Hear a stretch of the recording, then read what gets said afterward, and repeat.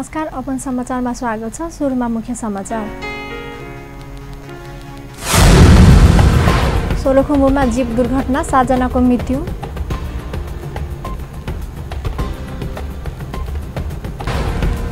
रौतहटको राजदेवी र भारतीय सीमामा हतियार समूह र प्रहरीबाट झडप, 1 हतियारीको मृत्यु।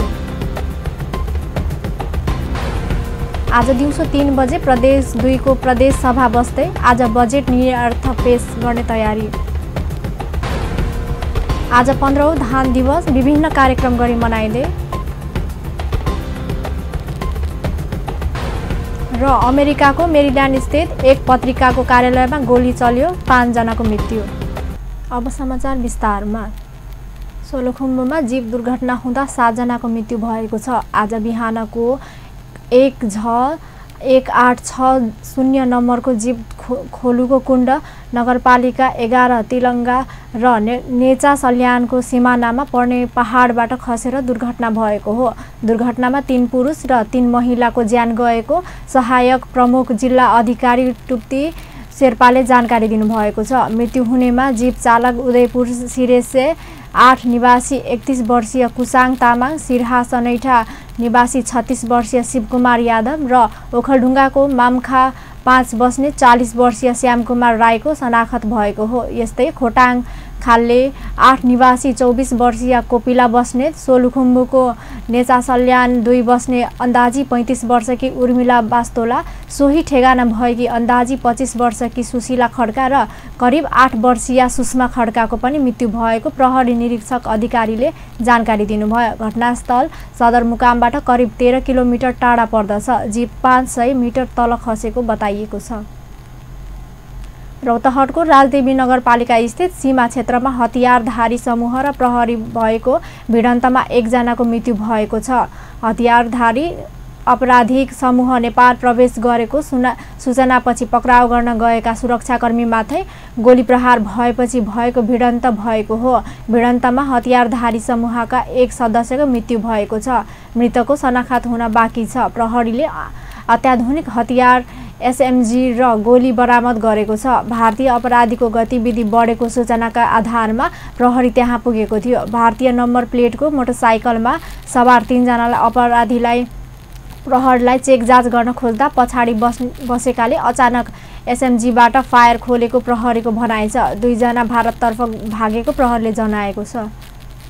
प्रदेश नम्बर 2 को प्रदेश सभा आर्थिक वर्ष 2075-76 को बजेट निर्णयार्थ पेश गर्ने तयारी भइरहेको छ। आज दिउँसो बस्ने प्रदेश सभाको बैठकमा बजेट निर्णयार्थ पेश गर्ने तयारी भएको हो। यसअघि असार 1 गते सार्वजनिक गरिएको बजेटमाथि 2 सातादेखि परामर्श चलिरहेको थियो। यसअघि हिजो खर्च कटौती सहितको विनियोजन विधेयक 2075 माथिको छलफल भएको थियो। बैठकको सुरुमै प्रदेश सरकारका आर्थिक मामिला तथा योजना मन्त्री विजय कुमार यादवले खर्च कटौतीको प्रस्ताव सहितको विनियोजन विधेयक 2075 माथि छलफल गरियोस् भन्ने प्रस्ताव प्रस्तुत गरेका थिए। सोमाथि बोल्ने क्रममा सत्तारूढ तथा विपक्षी दलका प्रदेश सभा सदस्यहरूले बजेटमा केन्द्रीय सरकारले मनोमानी गरेको आरोप लगाएका थिए। समाचारमा अब व्यावसायिक विश्रामपछि। देशलाई हाक्न सक्ने पार्टी नेकपा मात्र भएको प्रधानमन्त्री ओलीको दाबी, सद्भाव कायम गरेर आगा बढ्ने भनाइ। आज 15औं धान दिवस, विभिन्न कार्यक्रम गरी मनाइँदै। र अमेरिकाको मेरील्यान्ड स्थित एक पत्रिकाको कार्यालयमा गोली चल्यो, 5 जनाको मृत्यु। विश्रामपछि समाचारमा स्वागत छ। अब बाँकीको प्रसङ्ग। सरकारले प्रधानमन्त्री केपी शर्मा ओलीको चीन भ्रमण अत्यन्तै सफल भएको निष्कर्ष निकालेको छ। प्रधानमन्त्री निवास बालुवाटारमा बिहीबार बिहान बसेको मन्त्री परिषद बैठकले प्रधानमन्त्री ओलीको हालै सम्पन्न चीनको 6 दिने औपचारिक भ्रमण अपेक्षित र नेपालको हितमा अत्यन्तै सफल रहेको निष्कर्ष निकालेको हो। प्रधानमन्त्री ओलीको भ्रमण अपेक्षा अनुसार नै अत्यन्तै सफल भएको निष्कर्ष निकालिएको सरकार प्रवक्ता एवं सञ्चार सूचना तथा प्रविधि मन्त्री गोकुल बास्कोटाले जानकारी दिनुभयो। बैठकले नेपाल र बङ्गलादेश सरकारबीच हुने द्वैदेशिक कराधान मुक्ति तथा वित्तीय छल निरोधन सम्बन्धी सम्झौता पत्रमा हस्ताक्षर गर्न स्वीकृति पनि प्रदान गरेको छ।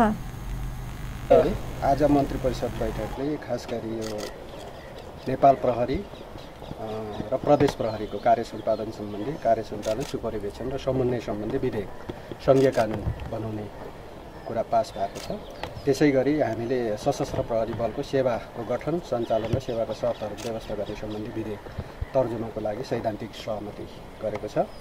र यसै गरी आज चाहिँ योगमाया विदुषी योगमाया विश्वविद्यालय, यो चाहिँ आयुर्वेद र योगसँग सम्बन्धित विश्वविद्यालय बनाउने र त्यसको लागि कानुन बनाउन सैद्धान्तिक सहमति गरेको छ।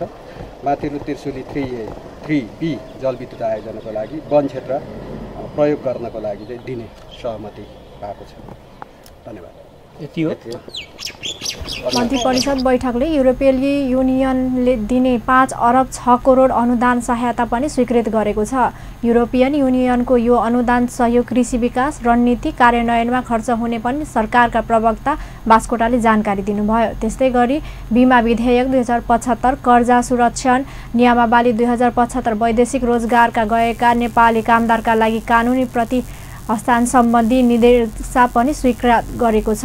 मन्त्री परिषद बैठकले सत्य निरूपण तथा मेलमिलाप आयोग सम्बन्धी ऐनको पहिलो संशोधन विधेयक 2075 संसदमा पेश गर्ने निर्णय पनि गरेको छ। प्रधानमन्त्री केपी शर्मा ओलीले मुलुकलाई हाँक्न सक्ने पार्टी नेपाल कम्युनिस्ट पार्टी नेकपा मात्रै भएको दाबी गर्नुभएको छ। प्रधानमन्त्री ओलीले आफू नेतृत्वको नेपाल कम्युनिस्ट पार्टी नेकपाले मात्रै सुशासन सहितको समाजवादी तर्फको यात्रालाई अघि बढाउन सक्ने पनि बताउनुभयो। मदन भण्डारीको जन्म जयन्तीको अवसर पारेर बिहिबार काठमाडौँमा आयोजित एक कार्यक्रममा बोल्दै उहाँले मुलुकमा सामाजिक सद्भाव कायम गरेर अघि बढ्ने योजना पनि सुनाउनुभयो। प्रधानमन्त्री ओलीले कम्युनिस्ट नेतृत्वमा मुलुकलाई अघि बढाउने समय आएको तर्क पनि गर्नुभयो। कुनै पनि चिजको सन्दर्भ मेरा हातमा बाना छ भन्नेमा हुन्छ, ख्याउन जान्नु परेन। जान्ने चाहिँ एमाले मात्रै हो, यो ढुङ्गा चलाउन जान्ने एमाले हो, कम्युनिस्ट पार्टी। बहुत स्पष्ट शब्दमा मैले भन्न खोजेको यो हो। प्रधानमन्त्री ओलीले आगामी असोज 3 गतेभित्र संविधान कार्यान्वयनका लागि आवश्यक सबै कानुन निर्माण गरिसक्ने घोषणा पनि गर्नुभयो। उहाँले काङ्ग्रेस नेतृत्वको अघिल्लो सरकारले संविधान कार्यान्वयनका लागि आवश्यक कानुन निर्माणको काममा सिङ्को समेत नभाचेको भन्दै आक्रोश व्यक्त गर्नुभयो। प्रधानमन्त्री ओलीले सरकारले तराईमा हुने डुबान समस्या समाधान गर्न सर्वे टोली नै परिचालन गरेको पनि उल्लेख गर्नुभयो। उहाँले भारतसँग सन् 1950 मा भएको असम सम्बन्धी पुनर्लोकन गर्नुभएको हो पनि बताउनुभयो। प्रधानमन्त्री ओलीको थप 4 ठाउँबाट हवाई रुट पर्मिट लिने भारतसँगको समझदारी कार्यान्वयनमा आउनु नेपालका लागि ठूलो उपलब्धि भएको पनि स्मरण गराउनुभयो। सबै कुरा यिनका अधिकार कर्तव्य, कसले स्रोत कति प्रयोग गर्ने, कहाँबाट आउँछ, कसरी आउँछ, हामीसँग विकासका लागि खर्च कति, साधारण तर्फको खर्च कति, तनखा भत्तामा जाने कति, हामी होशियार हुनुपर्दछ। यति बेला विकास प्रमुख कुरा हो, समृद्धि प्रमुख कुरा हो। हामी नयाँ अभ्यास गर्दैछौँ। त्यो नयाँ अभ्यासको स्थिति अलिक बसिसकेका छैन। हामी कानुन निर्माण गर्दैछौँ। यो कानुनहरू निर्माण गरेर सिस्टम अहिले भन्छन्, अहिले केही कराएको सुनिन्छ, किन कानुन आएन भनेर। प्रधानमन्त्री ओलीले सरकार मुलुकको विकास र समृद्धिमा केन्द्रित भएको पनि बताउनुभयो। त्यस अवसरमा प्रधानमन्त्री ओलीले नेपालको कम्युनिस्ट आन्दोलनमा मदन भण्डारीले दिनुभएको वैचारिक योगदानको पनि स्मरण गराउनुभयो। समाचारमा अब पूर्ण व्यावसायिक विश्रामपछि आज 15औं धन दिवस विभिन्न कार्यक्रम गरी मनाइँदै र अमेरिकाको मेरील्यान्ड स्थित एक पत्रिकाको कार्यालयमा गोली चल्यो, 5 जनाको मृत्यु। विश्रामपछि समाचारमा पुनः स्वागत छ। अब बाँकीको प्रसङ्ग। आज असार 15 अर्थात् 15औं धान दिवस विभिन्न कार्यक्रम गरी मनाइँदैछ। नेपाल कृषि अनुसन्धान परिषद नाकको सिफारिसमा 2061 साल मङ्सिर 29 गतेको मन्त्री स्तरीय निर्णयबाट असार 15 गतेलाई धान दिवसका रूपमा बनाउन सुरु गरिएको हो। यस वर्ष सरकारले काठमाडौँको दक्षिणकालीमा धान दिवसको आयोजना गरेको छ। कृषिको पर्णनिर्भरता कम गर्न र किसानलाई हौसला पुर्याउन प्रत्येक वर्ष धान दिवस मनाइँदै आएको हो। आजको दिनलाई दही चिउरा खाने दिनका रूपमा पनि लिइन्छ। धान नेपालको प्रमुख खाद्यान्न बाली हो। धानको उत्पादन बढ्दा कुल ग्राहस्थ्य उत्पादन वृद्धि हुन्छ। कृषि क्षेत्रबाट प्राप्त कुल ग्राहस्थ्य उत्पादन मध्ये धानको योगदान 12% छ। राष्ट्रिय उत्पादन जीडीपीमा कृषि क्षेत्रको योगदान भने 33% छ। नेपाल वायु सेवा निगमले बिहीबार पहिलो वाइड बडी एयरबस विमान नेपाल भित्राएको छ।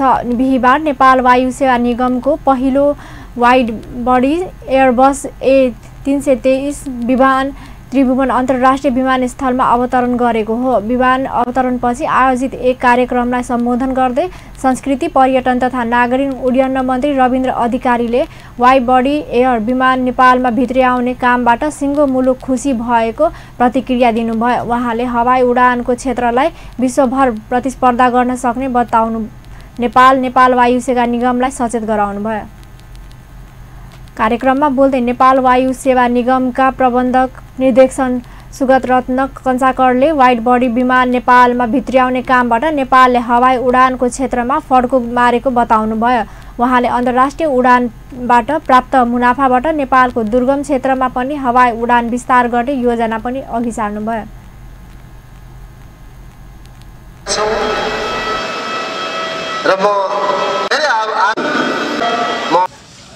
यो फोड्को बाँड्ने पोइन्ट आजदेखि फोड्को बाँड्ने हुँदैन होइन।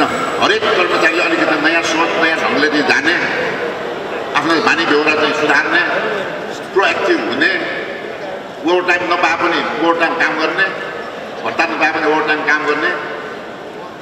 त्यो साइडमा चाहिँ हामीले नगइकन हामी अघि मन्त्रीले चाहिँ मर्जी भए जस्तै यो विदेशी एयरलाइन्ससँग कम्पिटिसन गर्ने सक्दैन थियो, केही नयाँ ढङ्गले नगइकन होइन। त्यो कसले जाने भन्ने किसिमबाट हामी युनियनको साथीहरूलाई पनि त्यही अनुरोध गर्दछु होइन। एउटा त अभियानकै रूपमा निगमले 2वटा वाइड बडी विमान खरिद गर्ने निर्णय अनुसार बिहीबार पहिलो जहाज भित्राएको हो। अन्नपूर्ण नाम दिएको यो वाइड बडी विमान high fly x German aviation capital र अमेरिकी कम्पनी एयर आर कम्पनीसँग मिलेर खरिद गरेको हो। दोस्रो वाइड बडी विमान पनि चाँडै ल्याउने निगमले जनाएको छ। नयाँ विमानमा 16वटा बिजनेस श्रेणीका सहित 274वटा सिट रहेका छन्।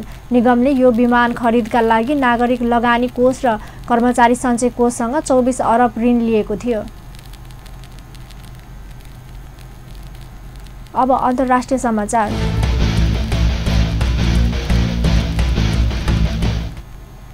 अमेरिकाको म्यारील्यान्ड स्थित एक पत्रिकाको कार्यालयमा गोली चल्दा 5 जनाको मृत्यु भएको छ। अन्य केही घाइते भएका छन्। क्यापिटल ग्याजेटको समाचार कक्षभित्र छिरेर एक बन्दुकधारीले अन्धाधुन्द गोली चलाएका हुन्। यसअघि यो पत्रिकामाथि लक्षित गर्दै सामाजिक सञ्चार मार्फत आक्रमणको धम्की आएको थियो। संदिग्ध कार्यक्रमकारी पक्राउ परिसकेको प्रहरीले जनाएको छ, तर परिचय खुलाइएको छैन। आक्रमणको कारण खुल्न सकेको छैन। अन्त्यमा मुख्य समाचार पुनः एकपटक। सोलुखुम्बुमा जीप दुर्घटना, 7 जनाको मृत्यु। रौतहटको राजदेवी र भारतीय सीमामा हतियारधारी समूह र प्रहरी बीच झडप, 1 हतियारीको मृत्यु।